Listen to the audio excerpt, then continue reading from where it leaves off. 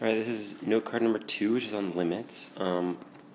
So we'll talk about each of these 4 ways of looking at a limit, numerically, analytically, graphically, and then we'll read the one that says verbally.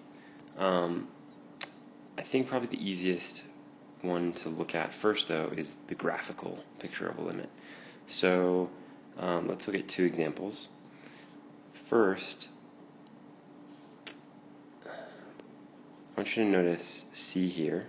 So the limit as we approach C, and the way we would write that is like this. The limit as we approach C of f of x. And so as we approach from the right side, and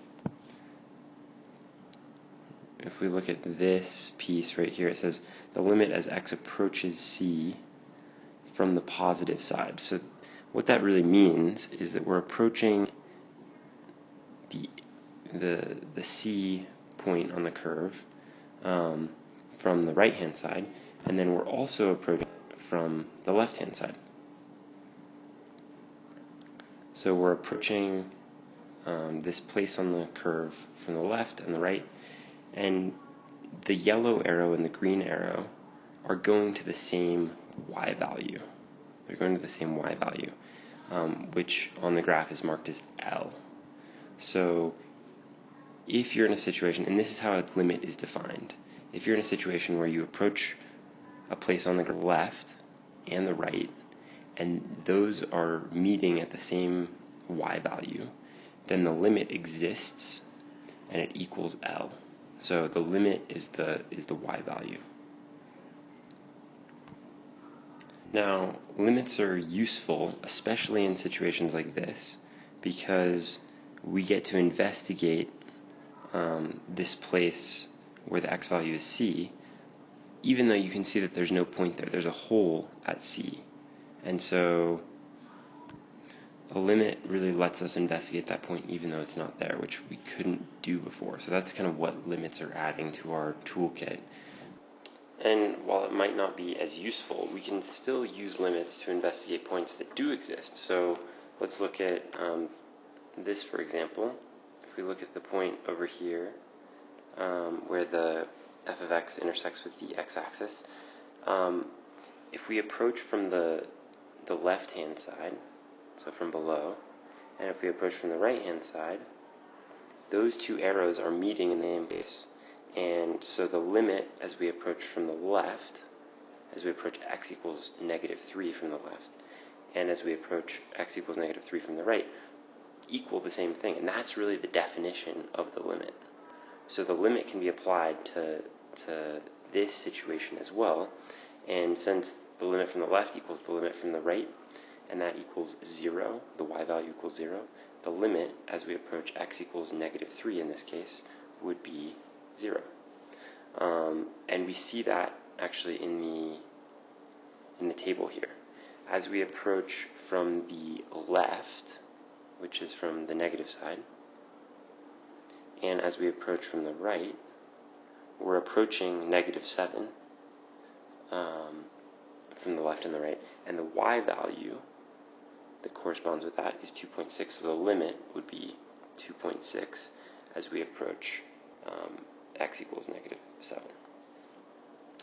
So let's read the sentence at the top, and hopefully this makes a little bit more sense now. It says, if f of x becomes arbitrarily close to a single number L, and that's a y value, as x approaches C from either side, so from both sides, then the limit of f of x as x approaches C is L. And again, L is the y value, C is the x value. Alright, let's look at a couple examples now. It says, use the graph of f of x to the right to find the limit as x approaches -3 of 2x squared plus 7x plus 3 over x plus.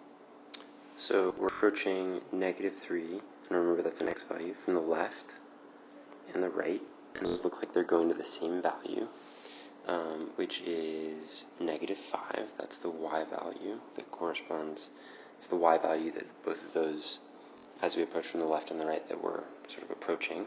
And so based on the definition of limit, we're going to say the limit as we approach x equals -3 is -5. In number 2, as we approach from the left, and the left side, remember the lower x values. So as we approach from the left, and as we approach from the right, we're approaching x equals 3.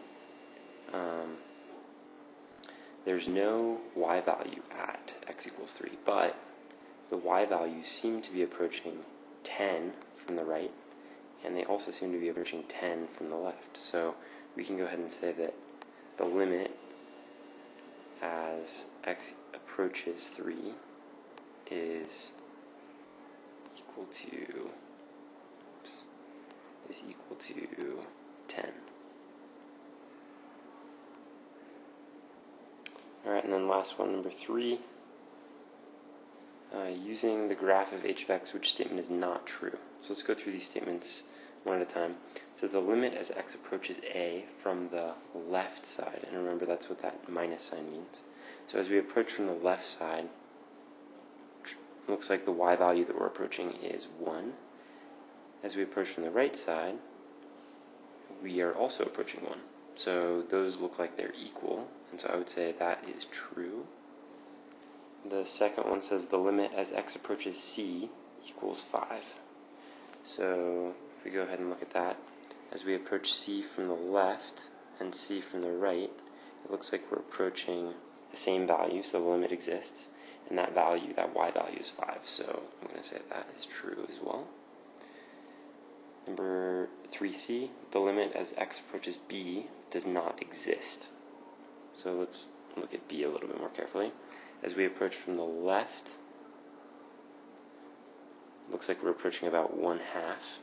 As we approach from the right, we're approaching 2. So those are not the same value. So the limit does not exist. That statement is also true. And then d, the limit as x approaches c from the positive side. So as we approach c from the positive side, or from the left-hand side, is not 2, it's 5. So D is false, and that's our answer here. D is false. And that is note card number 2.